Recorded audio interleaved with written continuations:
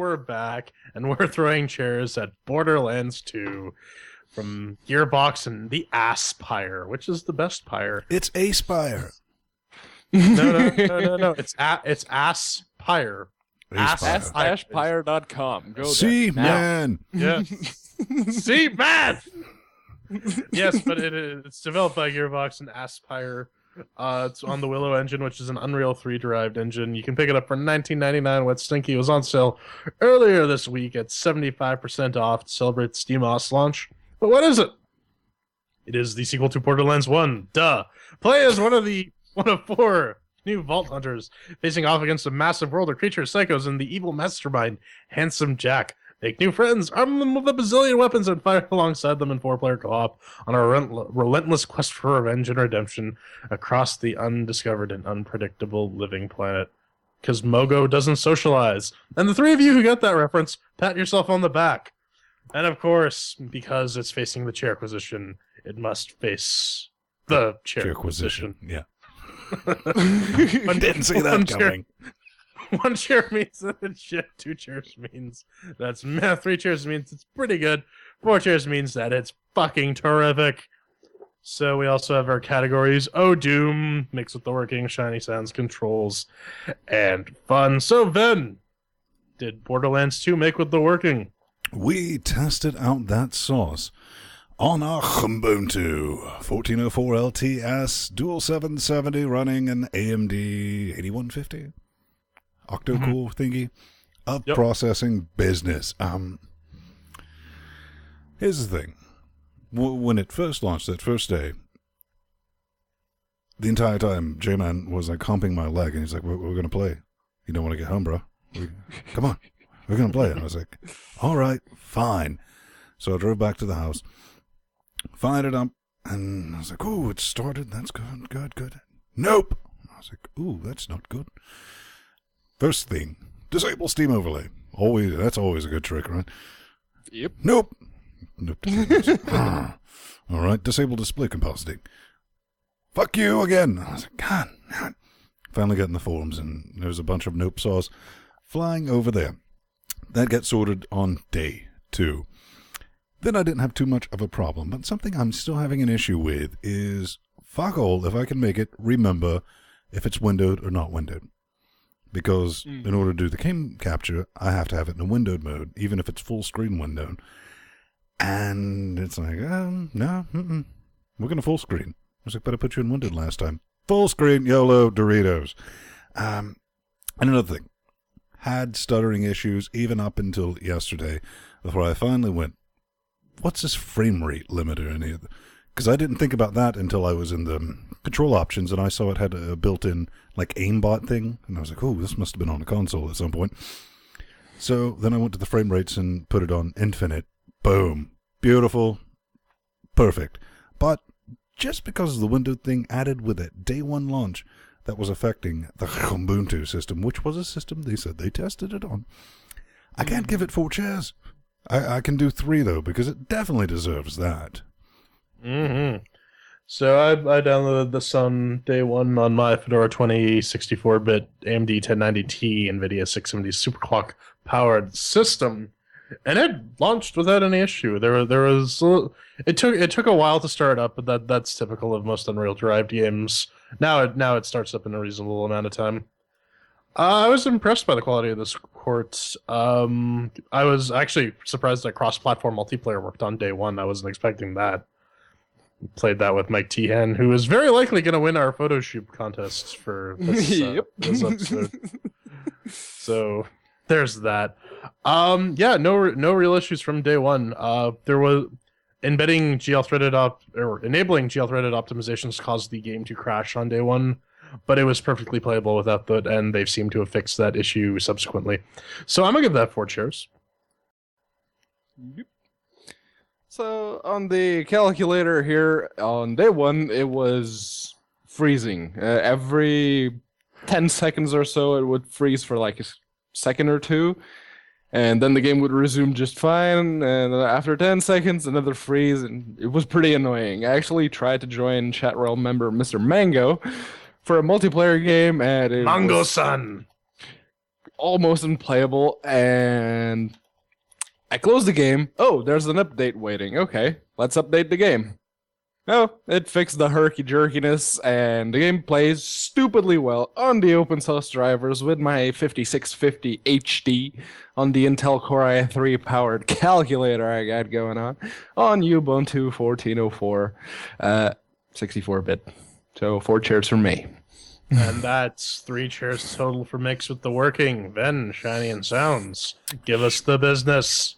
The business and the business soundtrack. Well, the sounds and the soundtrack were just awesome sauce. Loved it. Voice work, just as good. Really wanted to kill Claptrap or Clapshack or whatever his name was. I'm just always seeing rage when I think about it. And that's really good voice acting when I genuinely want to kill a non-physical entity. The graphics, they were great. They were great for what they are. When did this game originally come out? 2 years ago?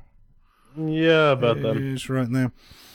And it's definitely based on the Unreal 3 engine. I'm kind of in that camp. I can spot Unreal 3 engine on Linux thanks to Gmoddy and porting a lot of them. And then, of course, we had Devel eventually those guys who were too busy sucking on the glue stick to do it right.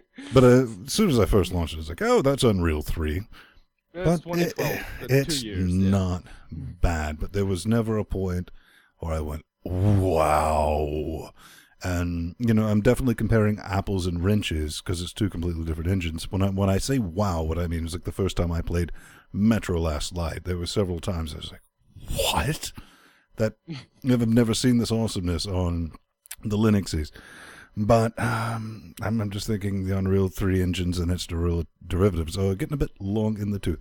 But it looks fantastic. There was just not that wow factor. And the sounds are awesome. Love them. And the performance, it's great. Once I got the FERPs sorted out, it's like butter on the 770s at 1080p with everything on. Finally figured out how to cut on frame rate thing, 50 frames a second. Sometimes they drop into 45, or as Pedro might call it, a good day. So I'm going to give that 3 chairs target for the shinies and the sounds because I think they're excellent. J-Man. Yeah, no, the game is AAA, so of course it has the AAA talent. It has the AAA voice actors, which are stellar. It has the AAA dialogue, which is equally very good. The cell shading looks great. The one advantage with the cartoony feel of Borderlands is that the game will age very, very well because it's supposed to look like a cartoon. So that certainly helps it out a lot in the visuals department. Yeah, the soundtrack was pretty good. I found myself very rarely do I actually listen to the soundtrack of the game while I'm playing it. This was one of the cases. Actually, speaking of Claptrap, he was in an episode of DBZ Bridged. Really? Yes. He was the robot from the Revenge of Cooler, the Return of Coolering. Okay, see, I would have never known that because I've never played this game before. Right. But no, but you know what? It's AAA, so that's what we expect, top notch on the visuals and the audio. So that deserves a 4 chair. Yeah, I kind of have to agree. And yes, Mr. David Eddings, the voice actor for Claptrap, made a wonderful job making people hate his character. So good on him. If my voice sounds overly enthusiastic, it's because my programmer made it the default one. I've actually lived it. But yeah, Claptrap, it's the comic relief of the entire series, and I'm actually looking forward to play it on the pre-sequel. I'm going to be playing Claptrap. So, yeah. Again, like Jordan said, the graphics, the cell shading effect will make sure that the game looks good throughout the years. And, the audio's spot on. Even with my crappy calculator, every now and again there's a game that will delay the audio or play the audio before the thing happens on screen. With this game, spot on. 4 chairs for me. All right, so that is 3 whole chairs for Shiny and Sounds. Moving on to Control. Then, what do you think? Controls. Do you feel like you're in control? One thing that always depresses me is when I saw this, and it depresses me because we had Linux users in the forums, well, on their forums, asking, well, how does it work with the controller? I just want to kill people. I gotta play my first-person shooters with a controller, brah, Dorito. I just want to hurt them. Yeah, you should be banned from the glorious PC Master Race if you use controllers to play first-person shooters. I'm sorry. In my day, auto-lock, auto-aim was called cheating. But, back to my point. For the love of flying spaghetti monster, I cannot, and I've gotten closer because I'm adapting to it, find the perfect sensitivity setting for my gerbil. And, you know, like J-Man, I have one of these YOLO swag EP and extender with a weighted L.G.C somethings. And that kind of irritated me. G500 series mouse. G500, something like that. Getting better with it. I think it's just something. It's just something. I don't know. Might just be the engine. The default layout, controls worked for me on the keyboard organ, except for, it took me a minute, and I was like, why isn't shift crouching? Shift should always crouch at everything. Sorry. Shift is sprint, though. I know. Yeah. Or control. It's going to be one of those two. Yeah. Control didn't work, and I actually had to go into the menu and was like, wait a minute. Oh, well, then it made logical sense. See. Then I was like, inventory. Oh, that's I, way over here. So, stop. I was like, oh, ouch, okay, that's another thing. But, again, like I said, I like how it has a built-in auto-aim, cheat mode built into it. Never used it. But just because some of the herky-jerks with the mouse, can't give it a perfect score, but it controls as good as, it controls fucking fantastic compared to just about anything else we have on the Linuxes. They did a great job with this port. So I can't give it the 4 chairs. I'm going to have to give it the 3. J-Man. Yeah, no, some of the default keyboard placements are a bit questionable. The other thing is, when I play first-person shooters, I got one of these mice. You might know these as the forward and back buttons on your mouse. It's typically on the side. Moon technology, burn 'em. I usually assign those for weapon cycling and for ammo and for reloading. You can do that on Source Engine games because they're using SDL, and SDL magically figures everything out because it's magic. Moon magic. Awesome. But this game does not. And I find myself in very awkward situations where I find the need to reload, and my first instinct is not to hit R. My first instinct is to press the back button because that's what I use for reloading. Like Ben said, inventory management is a bit weird when you have to you have to move your hand to the I button. Yeah, Pedro, you have some shtick about the control keys, so I'll let you deal with that. Needless to say, I don't like using C for crouch. I don't mind using shift for sprint and control for crouch. That doesn't bother me all that much. I'd prefer it the other way around, but it's ultimately irrelevant. But otherwise, it's fairly standard FPS fare. Point, click, shoot, all that good stuff. You didn't try it with your controller? What's wrong with you? How could you possibly play it? You just don't have the skill to play. First-person shooters. It requires more skill to play with a controller. So the only excuse you have for playing first-person shooters with a controller is if it's Doom, like OG Doom. Yeah. But I've babbled on long enough. 3 cheers. Yeah. So just to reiterate on Jordan's point, you see this mouse, because I'm left-handed and my right hand can't reach all the controls, I got me a mouse. Yeah, I got me a mouse with 4 thumb buttons, 2 on this side, 2 on the other side. So the ones back here is like forwards and backwards. These don't get recognized. These I have set as page up and page down. Those work just fine, so I could still use and, rebind the use key and the melee attack to those buttons, and they worked fine, but again, much like Jordan, my first instinct when it comes to reloading is to push this button right here. And it wasn't working. And I couldn't assign it. It was a pain in the bum. Then came the other problem. When it comes to first-person shooters, I like to set the right control key to crouch, because it's, there's the directional arrow keys right there, there's the control key, it's natural. My thumb, which is basically the only finger I have working on my right hand, if it I just had that moves many blue there. LEDs, I'd build a log cabin. It just moves there naturally, and I expect my character to crouch. In this game, it doesn't. And at first I was like, why can I not bind the control keys? And then I went on, I think it was Linux_gaming subreddit, and I found a guy explaining why. Because the Linux version is based on the Mac port, and in Mac OS, the control keys are used as a modifier to emulate the right click if you have one of those one-button mice that they have. And someone, Ian, forgot to remove that limitation when they ported the game to Linux. 3 chairs. Fun stuff. So that's 3 cheers for Control. Now on to our final subjective category, fun. Ben, did you have fun? See, this is where I get to redeem myself because everyone's like, Ben hates everything. Let me just read off the notes here so I can get it verbatim. It's challenging, and I don't completely understand what the hell I'm doing. And that's a good thing. At first, seriously, at first, like I said, I'd never played this. I didn't make a heretic purchase of it to play it under wine, which I think P-Man said it runs stupidly well under wine. Yeah. So this is my first experience getting into it, and I kind of charged in full metal first-person shooter mode, and I got killed to death a lot.